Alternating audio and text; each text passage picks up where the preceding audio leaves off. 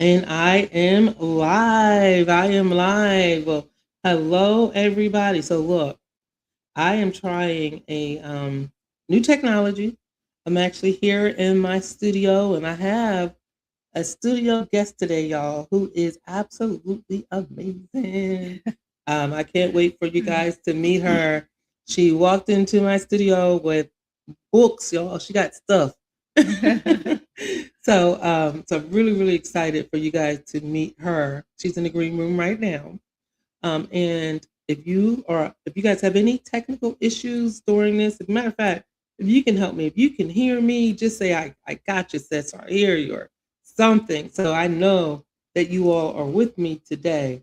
So this is the second of a three-part podcast series. And again, if you're joining and you're watching via replay, thank you so much for watching. Please like and share. Appreciate it. Appreciate you for supporting this platform and helping us to have conversations, right? So, oh yes, thank you. I'm glad you can hear me. Yeah. So these conversations that we're having are really just about for Juneteenth. These conversations for this month are about educating all of our community, right? Whether you are a descendant of an enslaved African or you just want to learn more. Because the one thing that I'm finding out as I'm going through this journey with people like the person that I have in the green room is that it's about learning. It's about learning. It's about learning our history. It's about embracing our history. It's about carrying something forward, and really making sure that we leave this country, this planet, better than what we received it. I personally believe that's what God would want us to do. Yes. Okay, so let's talk about the series. So the first episode, if you have not watched it yet, it was on Monday at 7 p.m. And it's also on YouTube. So I stream to 5 platforms simultaneously. So it stays on YouTube longer than it will stay on Facebook. But I had his name was I believe he's a Deacon Mr. Robert Crawford, and he is from the Emancipation Proclamation Association LLC. Mm-hmm. And it was funny because I asked him, I said, do I have to say all that? He said, yes, ma'am. You have to say all that. So I'm going to say it again. The Emancipation Proclamation Association LLC out of Charleston. And he joined me on Monday and we talked about the Emancipation Proclamation and what they do. They've been doing it for 161 years, y'all. Mm-hmm. Check that out. Mm-hmm. So, and then also we had a whole conversation. I'm not going to regurgitate it. You can go over and look at it. Episode 2, which is where we are today. This episode is dedicated to Poo Too Gooshular. And we're going to learn a whole lot more about Poo Too Gooshular. I will tell you that he was a citizen in Mullins. So citizen is with air quotes because, we became citizens a little bit later. But anyway, we'll get to all of that. So Poo Too Gooshular. And then my third and final episode for the Juneteenth series is going to be on Mrs. Phyllis Jordan. And Mrs. Phyllis Jordan, she was an enslaved African. She was in the house. She was working for a family. She was a nurse, a cook. She was so many things. We're going to learn a lot more about Mrs. Phyllis. And that's going to be next Monday at 7 o'clock, where I'll have another guest in studio. Mm-hmm. All right. So without further ado, I am going to bring on my special guest of the day, of the evening, Ms. Marverne Page. Thank you so much for joining me today. You're welcome. You're welcome. I am so excited. I've been waiting for this conversation, last year. Well, can you tell the people, you're a family historian. Can you tell the people about yourself, what you do? Well, I've been researching my Reaves Family History since 1987, and it's been a wonderful long journey. But in that process, I found out that I was the great granddaughter of Poo Too Gooshular. My parents were Willie and Willie Vereen. My mom was Velma Reaves Vereen, and great. So three greats. Three greats. Okay. So really proud of that. Okay, well, let's go ahead and dig in. And hey, look, if you have any questions, just go ahead and hop on, right? Mhm. And so this is a Mullins focus, right? So let's talk about the Reaves family because that's kind of I just went ahead and jumped to Reaves, but we need to get there yet. Okay, let's talk about Poo Too Gooshular, Okay. the man, the Mhm. myth, the legend. Yeah. So how did he get here? How did Poo Too Gooshular get to Mullins, South Carolina? Well, that's an interesting story because when I first heard of his name, um, that was a major shocker. Mm-hmm. And from there, my aunt Gwen was the one who first exposed that name to me. And as I kept researching, it led me to a cousin, James Norwood Reeves. They had been celebrating their Hutu since 1954. They would meet every Thanksgiving and celebrate him. Um, But with let's talk about how he got here how real we got quick. here. So I'm talking to a historian, y'all. It's got And a lot to say. she's going to connect all these dots, right? Yeah. So it's my understanding that Putu is a son of a chieftain. Yes, he is. Can you tell that He's- story? Yeah. As the story was passed on to me by cousin James Norwood Reeves, he was the son of a chieftain. He was a prince. He was of the royal bloodline, and what happened was that they said that the chief, his father, had sent him to the shore to get a burial shroud from the market that was there. But Oh. on his way going there, other slave runners captured him and sold him to the ship's captain for a lot of money, because he was a strong, fine, strapping man. And so when he arrived, we were told that he wasn't put in the fields to work because they wanted to make him a breeder. But for the longest time, I thought that he was first on Charles Reeves' plantation because his name was in his estate inventory. But a cousin of mine, who's a researcher as well, Delana Jones in the Daniel Reeves line, she discovered that he was originally on the Robert Hodges Jr. plantation. Okay, so let's back that up. Mhm. So Putu going about his happy way, running errands. He's a prince, Mhm.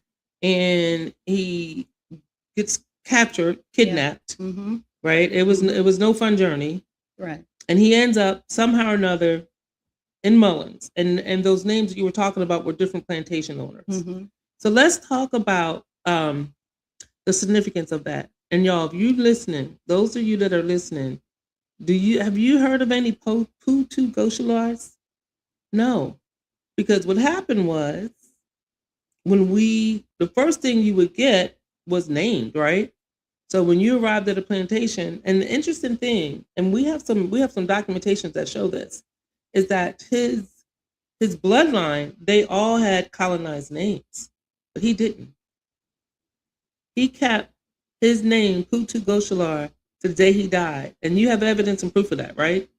Yes. So what's your evidence that Poo Too Goshullar was Poo Too Goshullar, and he was Poo Too Goshullar all the way really to the day he died? Okay, like I said in the first document that he showed up in What was that? was in Robert Hodges Jr. Estate inventory, and it was spelled Paatoo.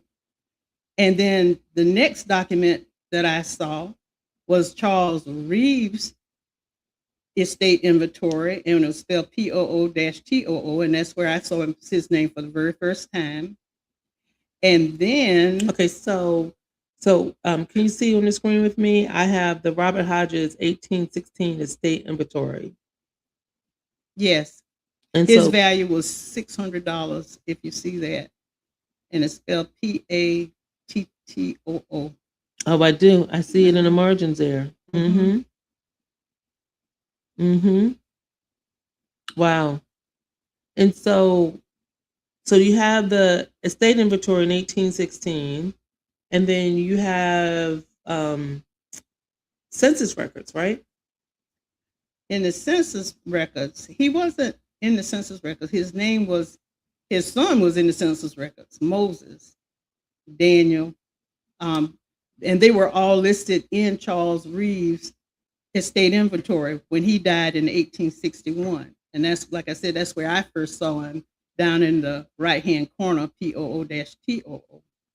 And then the last document that we saw him in was when he was in the household of Elizabeth Williamson Macmillan, and he would have been in his like 84 or 85 at that time. But he was there because he was they stated that he was a former slave. Oh, we're going to come back to that. We're going to come back to that. But that's the last time his name showed up in that document. Gotcha, because that's an interesting story all in his own. Yeah, it is. So looking at, so he gets here, he doesn't change his name. He is a breeder, so he has these 3 kids that we know of. That we can trace back. Because, enslaved Africans babies were sold. You didn't even have to be a baby. Yeah. They could sell you at any point, right? Yeah. So he was here and I imagine that it took a lot because people were beat for a whole lot less. I mean, Poo Too not only kept his name, but he made everybody call him by his name. Yeah. I could see this prince, this son of a chieftain, like, hey, no, I'm not going to be so-and-so Reaves. I'm not going to be Bobby Charles, Dick Tom Reaves. I'm Poo Too. Yeah. That's a lot. It is. And he had to break somebody down, and they was like, okay, whatever. Yeah. You're Poo Too. I believe that when he stepped off the boat, that his royal countenance, his possibly six-pack, demanded a certain level. There was something about him that they saw that commanded that he remain royal. And they said, we're not putting him in the fields to work. He's too fine of a specimen to work him up, break him down that way. And so they made him be a breeder. Right. So let's unpack that a little bit too, right? So Poo Too, you talked about the Reaves family. So, but you mentioned the Hodges family too, because his wife's last name was Reaves and his children's last name was Reaves. Well, how did the Hodges come into the picture? Elizabeth Avery Hodges Reaves was married to Poo Too's grandson, Lot. And I believe she knew Poo Too because her husband and she were like, he was the grandson of Poo Too. So she knew his story and passed it on to cousin Norwood. I believe when I calculated his age, he would have been 36 in 1816 when Robert Hodges Jr. died. So that told me that he had to have had babies that last names would have been Hodges. But I also found out that about 5 of those listed on Robert Hodges Jr. estate inventory shifted over and went to Charles Reaves. And when he died in 1861. And the reason those 5 went to Charles Reaves is because Charles Reaves was married to Robert Hodges Jr. daughter. Okay, so they was just sharing inventory. Yeah, they were sharing inventory. I got it.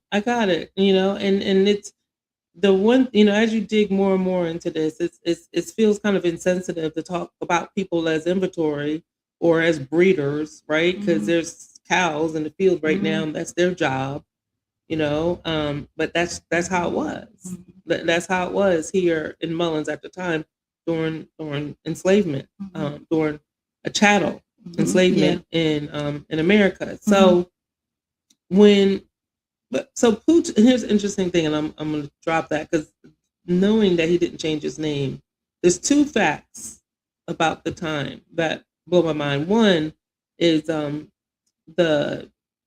like to go to Savannah and I take their tours, their Black History tours, and the guy there tells me that the average age of a slave was 16. Mm-hmm. Think about it. They're not one, and somebody old, they ain't gonna make the journey. Right. They ain't gonna live through it, right? Mm-hmm. And then they needed people here to work. That's why they stole them. Right. Right. So if we go back and say, okay, so the average age was 16, and we can't really pinpoint his age when he got here, but we know he lived a long life. Yeah, he did. The average age of death, enslaved Africans lived about to be in their 30s. That's incredible. Mm-hmm. So I believe that he walked this land in Mullins, which it wasn't Mullins at the time, eventually became Mullins, as, like you said, the prince. So that being said, for the families that are here today, other than the Reaves, because I think last year, I went to like 3 different family reunions and talked about Poo Too. Wow. And those family reunions had different last names. I know I went to the Ford's family reunion. Yeah. I went to, I think, yours. And then there was another one, I'm forgetting the name. It was, but they were all part of his lineage. Can you explain how is that and what are these different last names? Oh, wow. Well, and I think you're referring to Cynthia Ford's family reunion. Yes. I can speak to that one. Okay. Let me go back. To Daniel and William. Okay, we always celebrated Andrew Reaves. Andrew, there was Andrew, Daniel, and William. Okay. Cynthia is in the William line. Okay. Got you. And I'm in the Andrew line. But their father was Moses Reaves, and Moses' father was Poo Too. So I can explain Cynthia's because she's close right in there with us.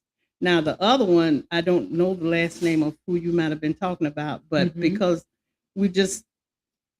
Cynthia and I we're descendants of Moses Reaves, who was one of Poo Too's, was the other son that Poo Too had. He had Celia, Moses, and Daniel.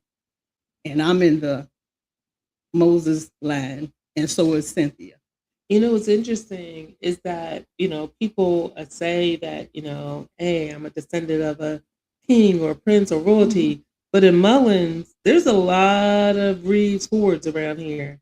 And you guys really, truly are descendants of royalty. Yeah. That's a badge that your children and your children's children need to know. So I thank you personally so much for making sure you, as well as Kathy Vaughn, that you guys are keeping this history present for our community. Matter of fact, I'm gonna try to get Ms. Vaughn to do something for me on Nazarene. That's a whole. That would be awesome. That would be awesome. So I put it out there. If you watch it, Kathy, she would be great. Yes, great. Yes. Okay. So back to Poo Too. So there's this mystery of his age and the mystery of his name. He lived a long life, so we know that he was treated special.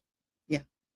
Especially as an African man, that just would not have been the case, right? Yeah. So, and I think that for me, the people that I encounter, vast majority of them are part of this lineage that are in Mullins and have family in Mullins. It just gives me a sense of pride, a sense of self, right? I'm a Jersey girl. My roots go back to Kingstree. Okay. My mom's family, the Kingstree. But man, it just feels good when you know that you are around greatness. So when you see some of the things that his descendants have done. Yeah. We got some famous ones right here today. Please tell. Well, if we start with, I want to start with the Daniel line. Okay, so there was Celia, Moses, Daniel. In the Daniel line, you have Councilwoman Terry Davis. Yes, Terry that works Davis. With you. Yes. There is a Doris and Belinda. They're sisters, but I think Doris has a salon here in Mullins. Who else in the Dr. William Rembert? Yes. She's in the Daniel line. Yes. And if I shift over to Celia, that's a whole nother can of worms because she had a son. Celia and her husband Zed Reaves had a son, and when he was ordained by Gateway Baptist Church in 1866. By the time May 30th of 1867 came, he was leading 116 various family members from around here, from the first Mullins depot to the Charleston Harbor, and they left on a ship called the Golconda for Grand Bassa County, Liberia. Let's go there, sis. Oh yeah. Tell the people. Yes, tell the people what did that mean? What was Liberia at the time? Well, it was a colony that was established. The American Colonization Society, which was established in 1816, it was set up so for freed slaves who wanted to go back to Africa, that was their ticket to go. And think about it. So let's just park that there for the folks that are listening. When African enslavement in America started is debatable, but we're going to go with 1619. Okay. We're going to go with 1619 for the start of African slavery in America. So here we are, 1865, and you're talking about going back to Africa. So this was a way, my understanding, that folks had someplace to go, because 200 years have passed. 1816, 1716, 1619, 1719, 1819. Yeah. And he was 300 years. And he was leaving May 30th of 1867. Wow, 1867. Yeah. So that would have been 4 years after the end of slavery. Yeah. So 300 years since the first generation got here. So we really didn't have a place to go back to. You can't, I know that I read John Meacham has a book about Abraham Lincoln. And he says in his book that Abraham Lincoln wanted us, one of the options, because we're going to end slavery because it's impacting us financially. Slavery ending, from what I've been reading, was not something that there were some abolitionists, but the reason why we won is because it impacted people's pockets. It impacted the cotton trade. Right. It impacted insurance. It impacted, it was a money thing. So here we got, 1863, 64, 65, 66, 67. Where are you going to go? So Abraham Lincoln was like, one of the things on the table was like, let's send them back to Africa. And somebody I admire greatly is Frederick Douglass. I probably don't have a call on this subject without talking about him. I do admire him greatly. And he said, no. I'm not going. He said, we built this country. Yeah. No, we're going to be right here. Give us land. We'll figure it out. Right? We did this land. We built this. We did that. Give us land and we'll figure it out. So Liberia, but it was violent though. After slavery ended, it was violent still for Africans here. So do you have any kind of insight into how they were promoting Liberia? And then did anybody have any connections back with folks that may have already been in Liberia? All I can tell you is that Cornelius B. Reaves, and there was a Calvin Juror back in the day. There were numerous letters. I mentioned Delana Jones. She has loads of and copies of these letters that they were communicating back and forth with a representative that was connected to the American Colonization Society. And through that, all those letters is how they were able to make the final arrangements and arrange for them to go. And that's about all that I have, surrounding that. There was a Delana also found the manifesto that listed all of the 116 family members that went over there. But at the very top was Cornelius B. Reaves, minister, and he was the leader that led them from here, from the depot, the first depot in Mullins, to the harbor to get on that ship, the Now, Golconda. have you read any of the letters? Some of them, yeah, Were some they of them. scared? What did they say? Like, I get me out of here. No, well, I don't think Cornelius, Minister Cornelius, a favorite because he was trying to get people to freedom. Yes. And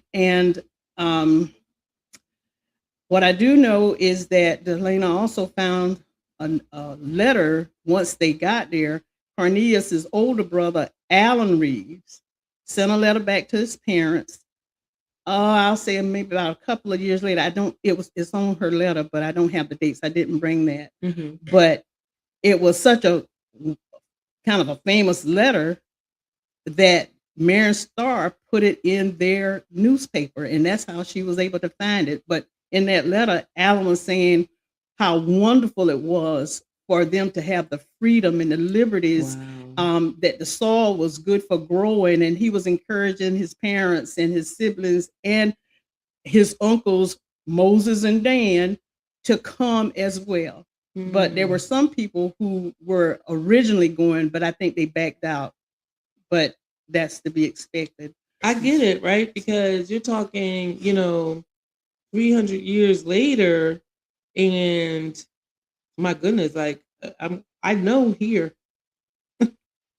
And the last time our people got on a boat to go a long way, it didn't work out too well. I don't mean to laugh. I'm not trying, but I'm just saying facts are the facts. But it's interesting that and we did not talk about this. I just want to know in your opinion. Do you think that there are any there's still African Americans in Liberia that are from? I'm glad you asked that question because I really do think that there's some of Poo Too's descendants that are still in Grand Bassa County, Liberia. And how this came about, I'm not exactly sure. But what I do know is that our family members were able to connect with 3, and I'm sure there are more, but there were 3 that relocated back to the States. And one of them, Delana and I was keeping in touch with because she was trying to do her family history. Right. But see, she was stopped. She didn't know any further. All of those just knew that was their patriarch was an old man, C.B. Reaves. We were able to tell her that their old man, C.B. Reaves, and our minister Cornelius B. Reaves was the same man.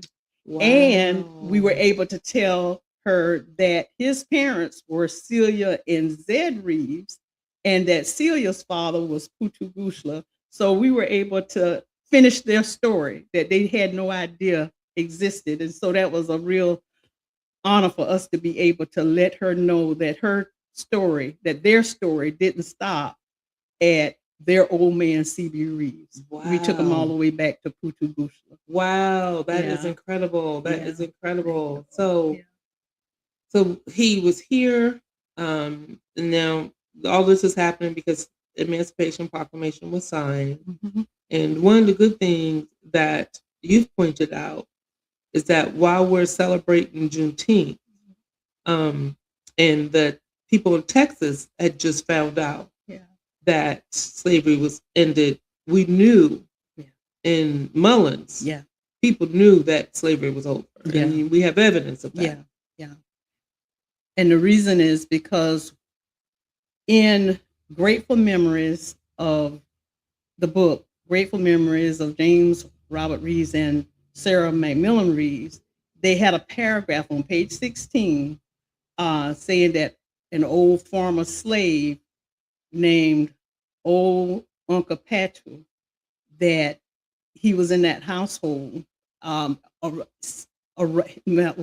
that story is interesting because he was there in the household of Elizabeth Williamson McMillan because her husband had died in the war.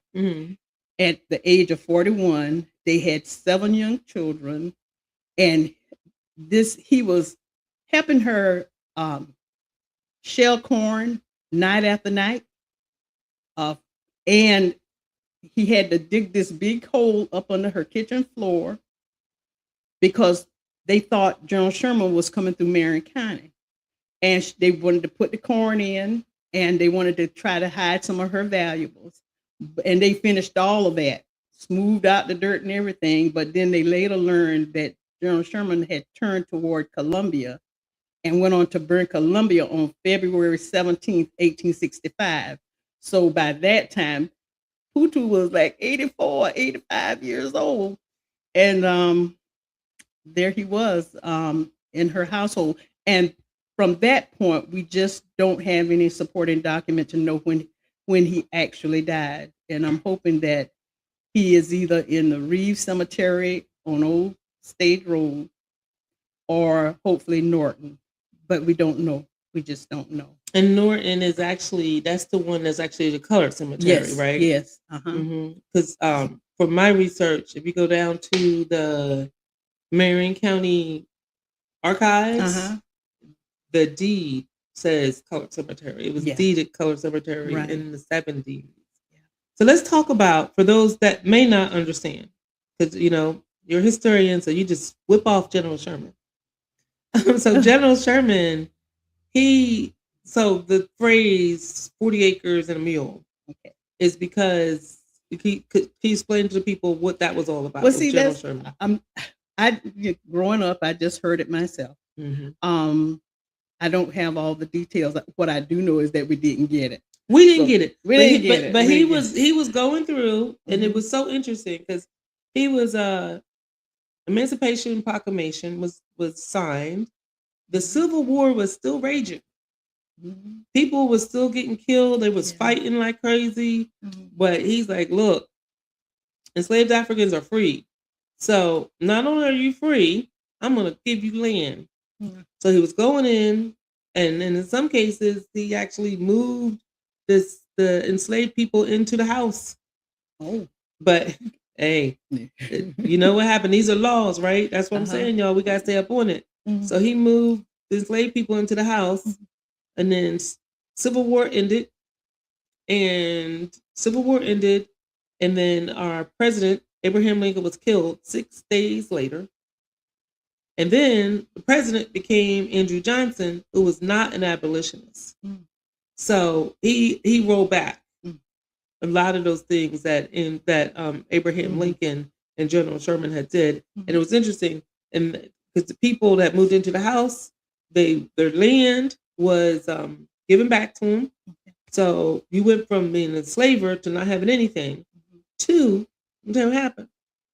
They gave them their land back. Right.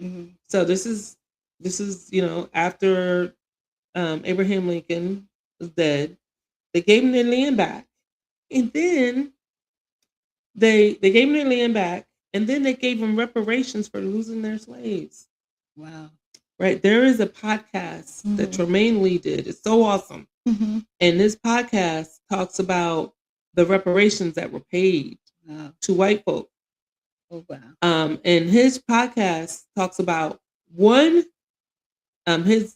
person of an African that got reparations because he purchased his family. Wow. Okay. Right. So when some Africans were able to get their freedom, when they got their freedom, some of them were able to make their own money, and he was able to make his own money, and then he was able to buy freedom of his wife and his wife's family. Okay. Wonderful. So then when they were getting reparations, he got them. Great. He didn't get the same amount as them because it went in front of a tribunal. Okay. But still, yeah, and that's a whole nother story for a whole nother day. We could talk about reparations. But reparations were paid. They were paid to white slave owners. And they got their land back. Wow. And then we continued to work the land, which I want to believe, that he was, old Poo Too was still working for them. Slavery was over, but he was still here. He didn't realize, and there's no way he could have, that General Sherman, the 40 acres and a mule guy, and the mule is a huge podcast. I'm gonna send it to you. I'll drop the Tremaine Lee. Heather, I know you. I'll post it on my Facebook page, but it is so cool. I'll post that podcast. Great. But still, think about this. So here you are. Here's Poo Too digging a hole to bury her belongings. Yeah. And check this out. If he didn't do it and General Sherman got there, he would have gave them to him. Possibly. You know? Possibly, yeah. But he got, like you said, General Sherman got called up to Columbia, so Yeah, it never happened. But Mhm. but he was sitting there like on the cusp of history Yeah. with was. freedom, just like right there, Mhm.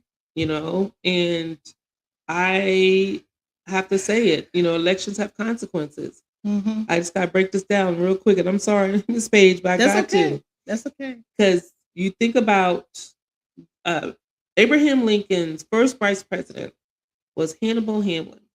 He was an abolitionist. And Abraham Lincoln, so that was in 1860. Oh, let me get it right. When did he die? He was murdered in 64, right? Because that's when the Civil War ended. Mhm. So 1863, he's running for re-election. Yes, that is when so that's yep. I'm gonna come back to that.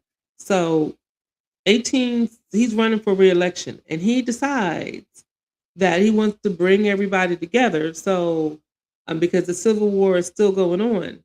So Abraham Lincoln picks a new vice president. So Hannibal Hamlin, who was an abolitionist, is no longer his vice president. He brings Andrew Johnson in as his vice president. He gets reelected in March. And a month later, the Civil War ends in April. 6 days later, he gets assassinated, dies. Now, the new president is Andrew Johnson. So this person who he chose to, you know, to kind of bring everybody together, he's now in charge and starts rolling all this stuff back. Ain't that something? Yeah. It sounds like what's going on today with our Voting Rights Act, right? I just had to point that out to you all, which is why you need to vote, right? Which is why we need to make sure that the people who we're electing have our best interests at heart. Because I know there's a lot on Abraham Lincoln, but I believe he had our best interests at heart. He was an ally. He did some very powerful things that helped African Americans. He didn't expect to be killed, you know, and this next guy to come in and change everything. Okay, so anyway. So Cynthia says, is that when we became sharecroppers? Absolutely, yes. Right? So keep in mind that when slavery, and I want to think in Mullins, because they talk about Poo Too as a free man, and that was in 1865, right? Yes. That article. So he was a free man. So what happened is that the enslavers they didn't know how to farm their land. They needed resources. Because remember, cotton and tobacco, those things were traded, right? They were traded, they were shipped all over the place. It was a major commodity. And how many enslaved people were on a farm, on the Reeves farm? Do you know? Well, Charles Reeves' estate inventory had 75. Matter of fact, I think I got some of that. Let's take a look. That's the slave schedule. Oh wow! See, I wasn't even going by that one. Okay, and pardon me for the way I kind of took these quick pictures. So can you explain to the people what I'm looking at, and then I'll go through different pages. Before the censuses came out, they had in this particular case, if you had slaves, they had what they call a slave schedule, and they didn't list them by name. They just listed them. I know on some of them they would indicate if they were idiotic or blind or deaf or things, but it was just a number for and a male or female in their age. Wow. So you had to kind of figure out who was who based on the age and the group of people. Like if it was a family, and you knew that family had so many kids, then you had to just kind of use the slave document to figure out who that person really was. Like in Poo Too's case, we knew that he was going to be the oldest person in Charles Reeves' slave document. There he is. And he was 70 in 1850. Wow. So he was 70 in 1850, and you can see 15 years, 13 years old. I know I'm going too quick online, y'all. 1-year-olds, 2-year-olds, 3-year-olds, 7. What was the number again? How many? Well, on Charles Reaves' estate inventory, when he died in 1861, there were about 75 total. 75 people. Yeah. That's a lot. Yeah. That's a lot. And so if you have a farm and you got 75 workers and then all of a sudden you have 0, you had to do something. And I don't know. They did what they did. Sharecropping was continued slavery, in my opinion. That's Miko Pickett saying. And it's legalized, and it was terrible. Because they never really got value. And matter of fact, I'm gonna tell you stories of for the charity that my husband founded. We work with farmers, and we was helping farmers to get their food to market and helping them. We had a deal with the government. We were able to get money and then buy the food for the farmers so they could learn how to get their food to market, right? And so many of them, not so many, 2 or 3 of them, came over to me and started telling me stories about how they would be responsible for, they would have their land, their tobacco that they were farming. And then they had the other person's tobacco that they were also farming. So they was farming their land and somebody else's land, right, as sharecroppers. Yeah. And so when they went to the market, the auction, that somebody would whisper in a person's ear, same farmer, same crop, same land, they would get less money. Oh, wow. Because of the color of their skin. Oh, man. Yeah. And so it's like, and we're talking about not too long ago, after I was already here. Yeah. So those are inequities that are deep and rich and steeped in our land. Yeah. And those are conversations that are hard to have. I get it, but it happened.